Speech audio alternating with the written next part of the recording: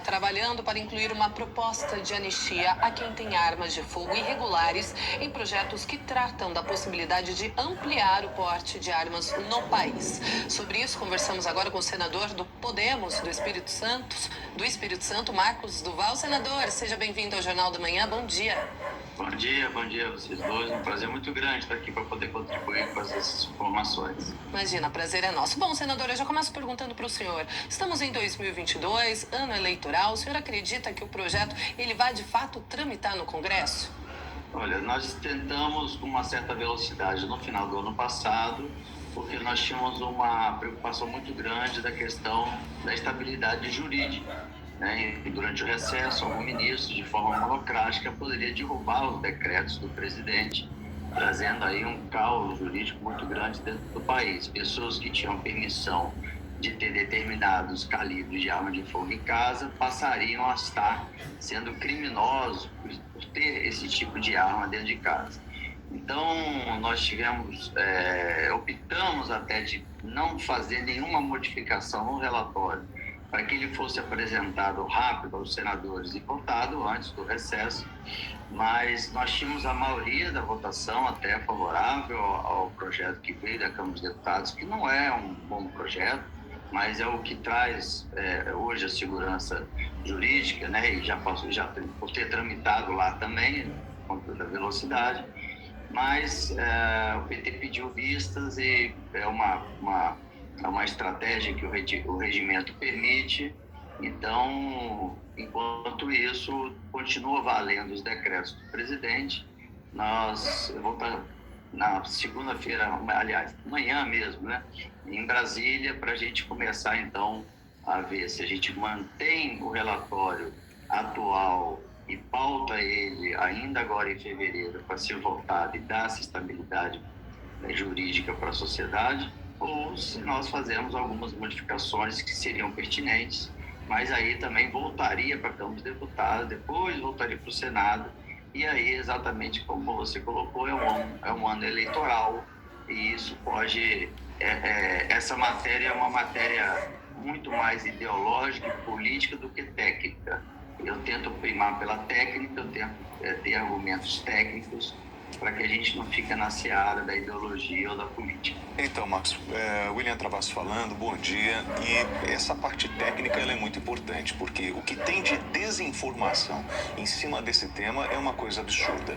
Eu vi, por exemplo, um atirador, nós estamos mostrando imagens de estande de tiro, onde você tinha, antigamente, você era obrigado como atirador a transportar a sua arma sem a condição de uso, ou seja, separada da munição, ou isso houve um ajuste. Hoje você tem o direito disso, porque até era um risco para o próprio atirador quando estava indo para o estande de tiro. Você tem o aumento de calibre, mas no fundo o brasileiro ele sempre teve o direito de comprar uma arma de fogo e até mesmo pedir o porte de arma de fogo. Então, assim, existe muita especulação e tentam mostrar que o atual governo, na verdade, é um governo que quer armar a população, onde, na verdade, ele fez ajustes e correções dentro dessa legislação.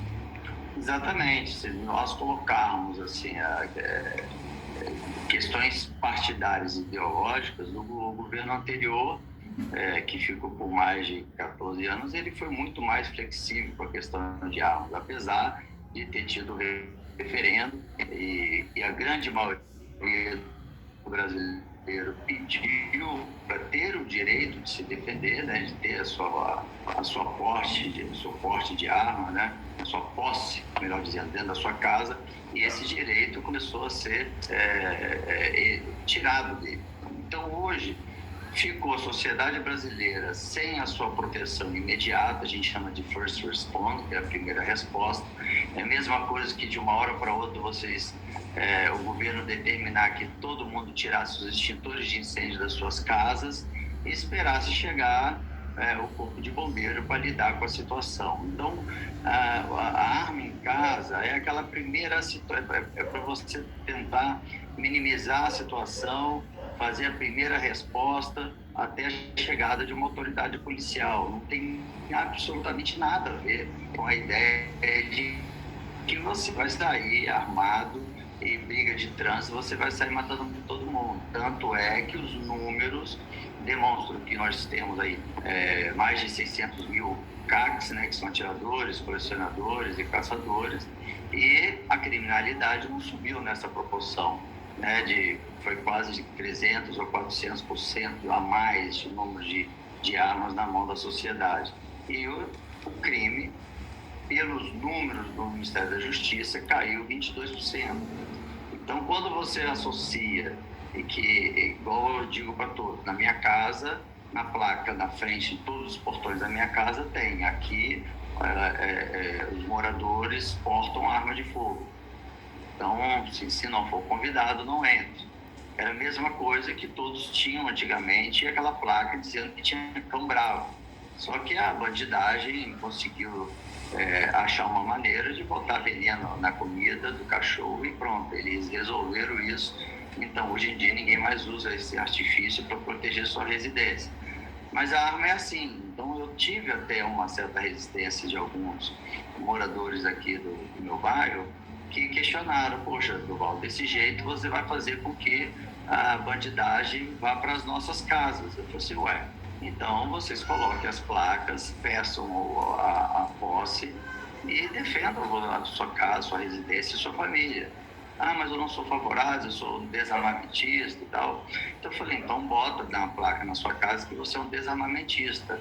Aí ele falou, não, mas aí a bandidagem vai na nossa casa direto. Então, isso é uma questão óbvia, né? Se você botar e se colocar no lugar de um bandido, de um assaltante, você vai entrar numa casa que já está dizendo que lá está todo mundo armado, ou vai entrar numa casa que lá está dizendo que ninguém é armado? Lógico, era uma casa que ninguém está armado. Então a gente precisa, assim, não levar isso para o meio político como foi levado as vacinações da Covid.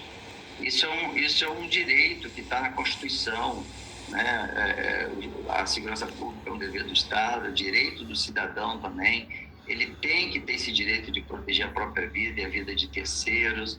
Os americanos têm muito esse conceito de proteger mais a vida de terceiros do que a dele mesmo, porque quando ele está num assalto ou sofrendo um assalto, onde até um assaltante teria a intenção de pegar a arma dele para depois usar para o crime, entra um terceiro que está armado, que nos Estados Unidos é chamado de uma força aliada da polícia. Ele vai ser o primeiro interventor até a chegada da polícia. Então, na última reportagem de um canal de TV, no domingo, apresentou um número de quase 1 milhão de CACs que estavam fazendo a solicitação. E a informação que eu tenho oficial das Forças Armadas eram 600 mil. E aí eu questionei a diretoria dessa emissora e eles disseram que eles fizeram um cálculo, multiplicando a pessoa que estava pedindo como caçador, como atirador, como colecionador, e fizeram uma soma de que como cada um fosse 3.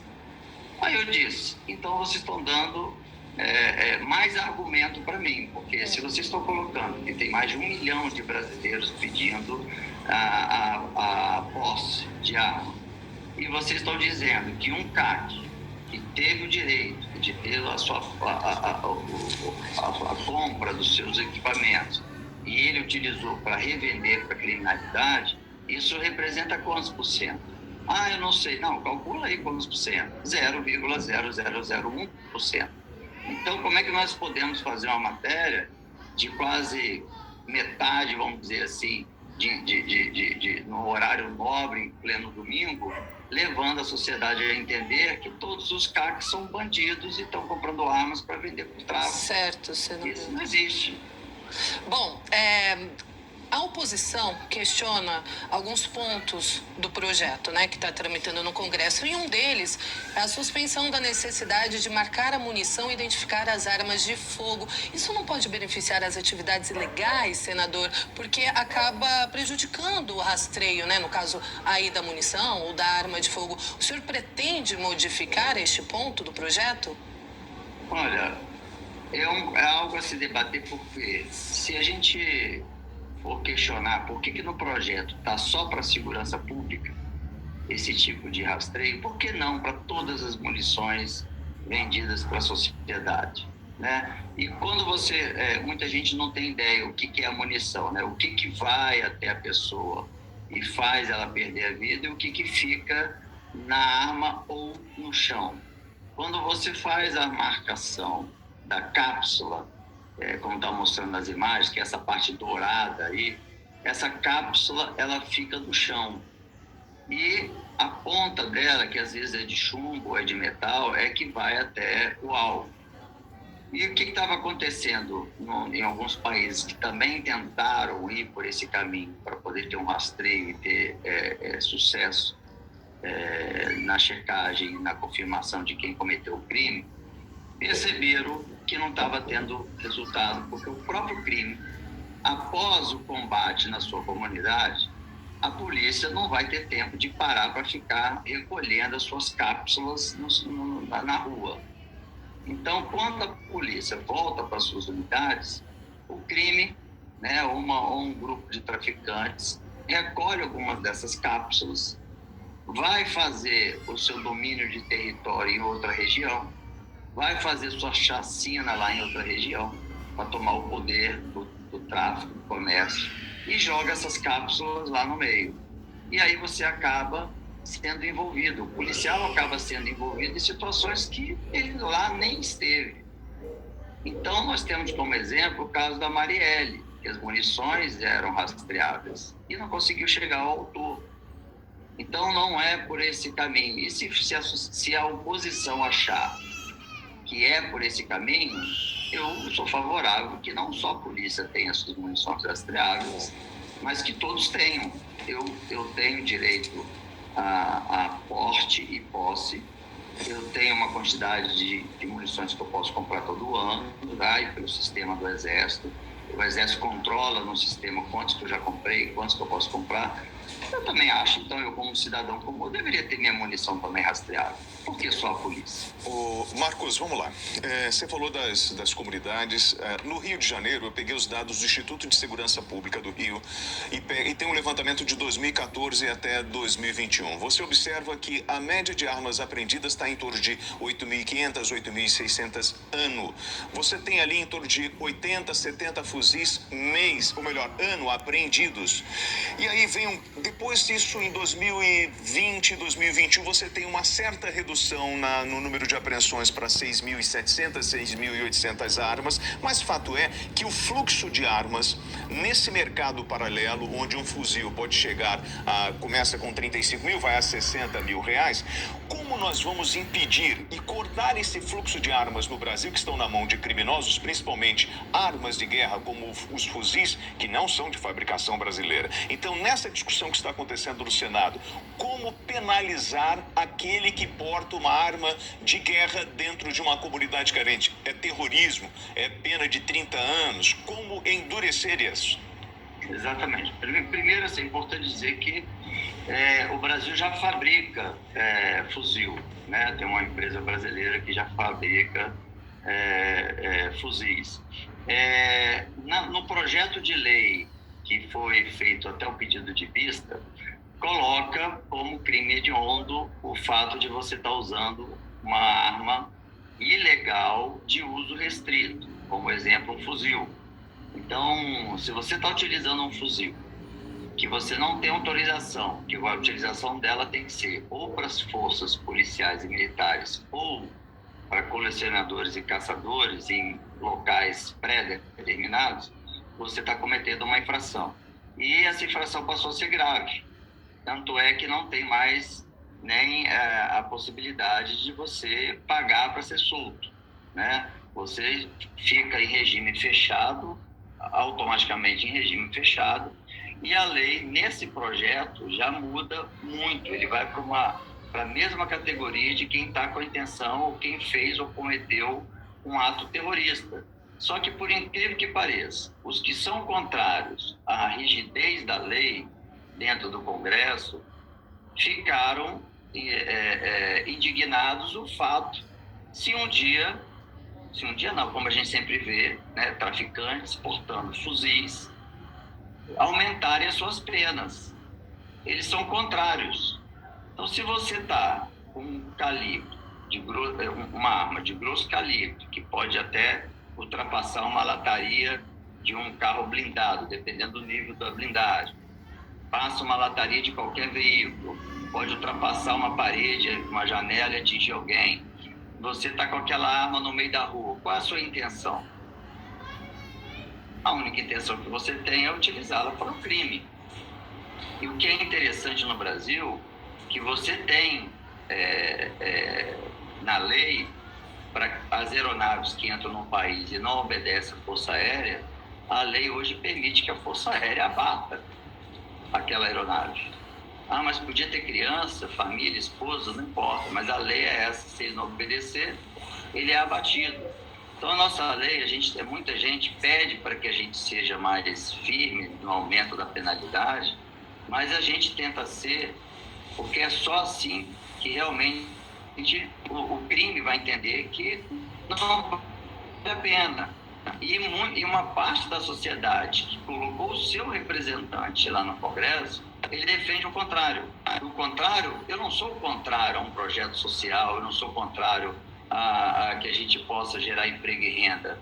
Pelo contrário disso, eu sou favorável. São fatores que têm que estar caminhando em conjunto. O aumento da penalidade, a criação de projetos sociais, a criação de emprego. Aí você vê a mesma oposição com discurso de impeachment, que isso para o mercado internacional você assusta e não traz recursos para o Brasil, não gera emprego, gera fome. Aí você troca a pessoa com a possibilidade da sua família morrer por um assalto com arma de fogo, para outra que vai morrer de fome. Então, são coisas que você questiona, até por políticos que têm muita experiência, mas vão no viés do que é a sociedade quer ouvir para poder ajudar a sua reeleição ou o seu projeto político. Muito bem, senador. Desculpa até interrompê-lo, o nosso tempo está apertado, mas eu agradeço, senador do Podemos, do Espírito Santo, Marcos Duval, mais uma vez, e excelente domingo para o senhor. Bom domingo, Marcos.